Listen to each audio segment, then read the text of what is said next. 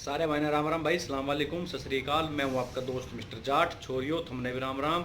और आज क्लियर करेंगे भाई, जो KTM की एडवेंचर 390 आई है वो कैसी मोटरसाइकिल है, लेनी चाहिए ना लेनी चाहिए, कि उसमें अच्छाई है कि उसमें खराब है, कि वो अपनी रॉयल एनफील्ड की हिमालयन और अपनी BMW की G310 इन तक वो बेहतर पड़ा है या नहीं पड़ा। तो सारी चीज़ आप इस वीडियो में क्लियर करेंगे भाई, ठीक है। तो हो सका तो भाई वीडियो अपना प्रॉपर तरीके से पूरी देख लियो ताकि आपकी पूरी समझ में आ जाए एक एक चीज़।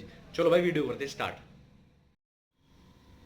तो भाइयों सबसे पहले ना मैं आपसे इस मोटरसाइकिल की लुक के बारे में बात करूंगा, ठीक है ना। उसके बाद मैं आपसे इसकी सारी चीज़ बताऊंगा, फिर लास्ट में जाकर हम बात करेंगे कि इसमें जो नेगेटिव पॉइंट है वे के हैं।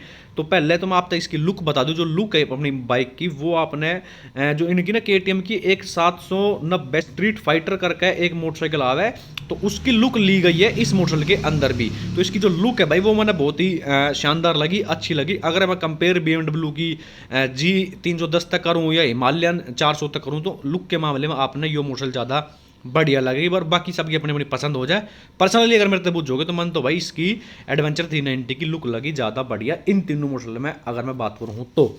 अब मैं आपसे इंजन की बात करूँ तो इसके अंदर इंजन आपने देखने मिलेगा 373 सीसी का इंजन है, जो 42.3 bhp की पावर जनरेट करा है और 37 Nm का टॉर्क। 6 स्पीड गियर बॉक्स के साथ में आपने मोटरसाइकिल देखने मिलेगी, प्लस इसके अंदर आपने स्लीपर क्लच और क्विक शिफ्टर भी देखने मिलेगा इस बाइक के अंदर। और फ्यूल टैंक की बात करूं तो इसके अंदर आपने 14.5 लीटर की फ्यूल की टैंक की कैपेसिटी मिलेगी, जो कि अब तक जो अपने इंडिया में मोटरसाइकिल लॉन्च हुई, जैसे अपनी ड्यूक 390 होगी, KTM RC होगी 200, 390 ड्यूक 200 होगी, तो सबसे बड़ी जो टंकी है वो आपने इसी की मिलेगी। अब तक की जो है बाइक, जो सबसे बड़ी टंकी जो आपने मिलेगी वो एडवेंचर की ही देखने मिलेगी।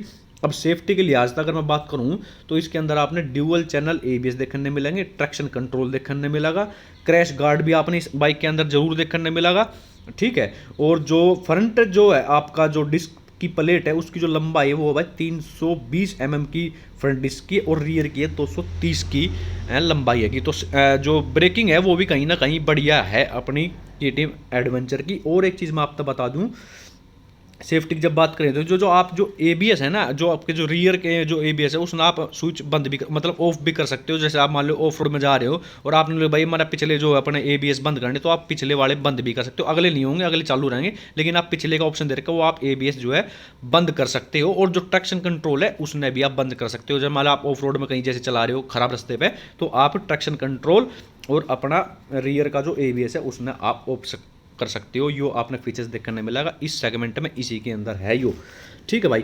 और अब जो अगर मैं इसकी फ्रंट की लाइट की बात करूँ तो फुली LED आपने लाइट मिलेगी इसकी, और LED day time running light मिलेगी आपने। LED इसके अंदर आपने इंडिकेटर देखने मिलेगी, जो टेल लाइट है वो भी आपने LED मिलेगी। तो आगे तक पीछे तक का पूरा जो सेटअप दे रखा है वो पूरा LED है, जो इसी के अंदर आपने देखने मिलेगा। और जो इसके कंपटीशन में किसी के अंदर भी ये चीज़ आपने देखने नहीं मिलेगी।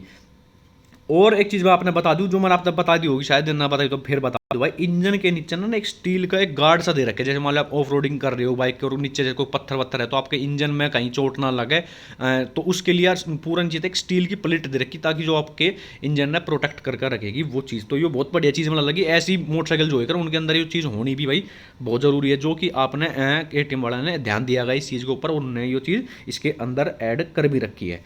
और जो अब मैं टायर की बात करूं, इसके अंदर आपने जो अगला जो फ्रंट का टायर है उसमें आपने 100 की तो चौड़ाई मिलेगी और 19 इंच का आपने अलाई व्हील देखने मिलेगा इसके अंदर। जो रियर का जो अलाई व्हील है वो आपने मिलेगा 17 इंच का, और उसकी जो चौड़ाई है टायर की वो मिलेगी आपने 130 की। मेटलेजर कंपनी के आपने इसके अंदर टायर देखने मिलेंगे, जो आपने RC 390 वगैरह में देखने मिले हैं। और अब मैं बात करूँ इसकी एवरेज की, तो एवरेज भी जो है मोटरसाइकिल की वो बहुत ही शानदार आपने लगने वाली। देखो भाई जैसे कि वो 390 सीसी की बाइक है तो उतनी तो आपने नहीं मिलेगी, लेकिन कुल मिलाकर अच्छी एवरेज है। 26 से 30 के आसपास में इसकी आपने एवरेज मिल सके, और बाकी डिपेंड कर रहा है आपकी राइडिंग पोजीशन के हिसाब से कि आप किस हिसाब से मोटरसाइकिल चला रहे हो या किस हिसाब से आप मेंटेन कर रहे हो, सारी चीज़ मैटर कर रहा है भाई। लेकिन आपने 26 से 30 के आसपास में इसकी एवरेज आराम से देखने मिल जाएगी बाइक के अंदर।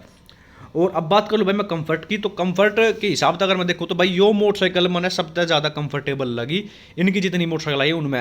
आरसी ने तो आप छोड़ ही दो, क्योंकि वो तो एक अलग ही चीज़ होगी, स्पोर्ट्स बाइक है तो वो आपने कंफर्टेबल नहीं मिलेगी इतनी।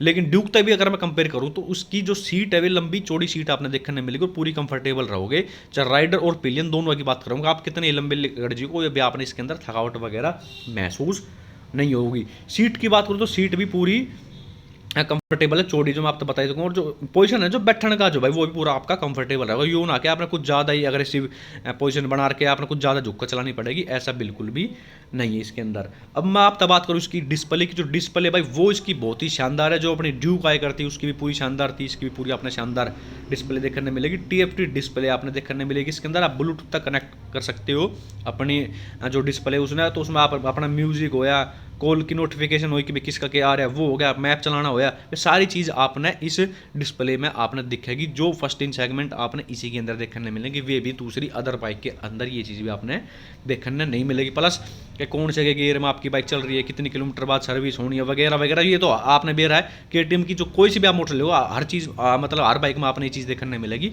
जो इसके अंदर भी बरकरार है। और अब मैं बात करूं भाई इसके साउंड की, तो जो भाई साउंड है भाई मोटरसाइकिल का, वो इसमें आप अगर सिलेंसर देख रहे हो तो एग्जॉस्ट जो बाहर काट रखा है इसका, ठीक है ना। तो आवाज़ भी थोड़ी सी मोटी मोटी सी गड्ढी सी आपने आवाज़ इसकी जरूर देखने मिलेगी, मतलब आपने पसंद आ जाएगी। पर लेकिन भाई जो सिंगल सिलेंडर मोटरसाइकिल आपने मेरे वैसी तो आपने नहीं मिलेगी, लेकिन कुल मिलाकर आवाज़ इसकी आपने ठीक है पसंद आपने आ जाएगी। आवाज़ बाकी सबकी भाई वो ये बार बार मैं कह रहा हूँ, आपने पसंद आवा किसी ने ना आवा भाई, ठीक है। और इसके अंदर सबसे बड़ी चीज़ और बता दूँ, जो इसके अंदर जो आपने कदर दिक्कत रही थी वो है भाई इसके मोटरसाइकिल के इंजन में हीट की।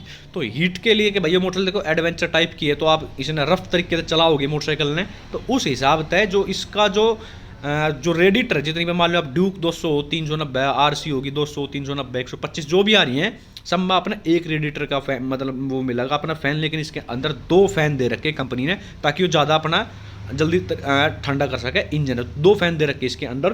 प्लस एक चीज़ और बता दूं, जो रेडिएटर है आप कोई भी मोटरसाइकिल देख लेना, RC होगी RS होगी कोई भी मतलब लिक्विड कूल्ड, जो उनका जो रेडिएटर है वो कभी आपने फ्लैट मिलेगा कभी सीधा मिलेगा, लेकिन इसमें कर्व में दे रखा है, समझ रहे हो ना।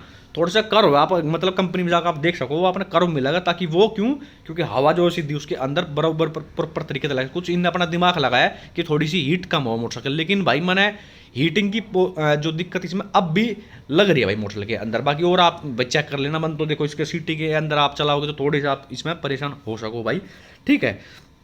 तो ओवरऑल अच्छी मोटरसाइकिल लगी भाई मन तो। और एक चीज़ बता दूं भाई, जब ये एडवेंचर टाइप की है तो ग्राउंड क्लियरेंस सबसे ज़रूरी चीज़ वो बहुत ज़्यादा ज़रूरी होएगा, क्योंकि नीची मोटरसाइकिल रहोगी तो आप फिर उसका फ़ायदा ही क्या रहा, क्योंकि आप जब नीचे तो आपकी बाइक टिकती चलेगी तो कोई ज़्यादा फायदे की चीज़ तो फिर वो है नहीं। तो ग्राउंड क्लियरेंस की अगर मैं बात करूँ तो 200 mm का आपने इसके अंदर ग्राउंड क्लियरेंस मिलेगा, जो कि भाई बहुत हो जाए है इस सेगमेंट। मतलब इसकी अगर मैं ऑफ रोडिंग की बात करूँ तो आपकी मोटरसाइकिल के बहुत ही कम चांस हैं कि ये कहीं नीचे टच होगी। अगर 1% कहीं टच भी होती है तो उसके लिए मैंने आपको बताई थी क्रैश इंजन के नीचे ना एक स्टील की वो दे रखी, ताकि आपके इंजन पर कोई दिक्कत ना हो, कोई भाई टूटा नहीं, कोई इंजन पर कुछ स्क्रैच वगैरह ना लगा है। तो सेफ्टी के हिसाब से वो आपने प्लेट भी इसके अंदर देखने नहीं मिल रही। लेकिन जितना ठीक हो सके तो ना भाई अपने तरीके से चलाइयो हो सके तो भाई। लेकिन एडवेंचर मोटरसाइकिल तो भाई सब इसना खींच के लेंगे कुदाओगे भी, पर बाकी कुल मिला के आप थोड़ी सी अपनी तरफ से भी सेफ्टी जरूर रखना इस बाइक के अंदर।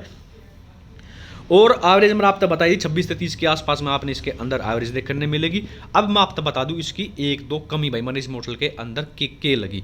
एक तो भाई जैसे कि मैंने बताई इसमें वाइब्रेशन अब भी थोड़ी सी बरकरार है, मतलब सीट के नीचे तो आप नहीं बढ़ेगी इसका मिलेगी, लेकिन हैंडल बार के वहाँ और जो फुट रेस्ट है उनके वहाँ आपने अब भी हल्की हल्की सी महसूस जरूर होने वाली है इसके अंदर वाइब्रेशन मोटर के अंदर।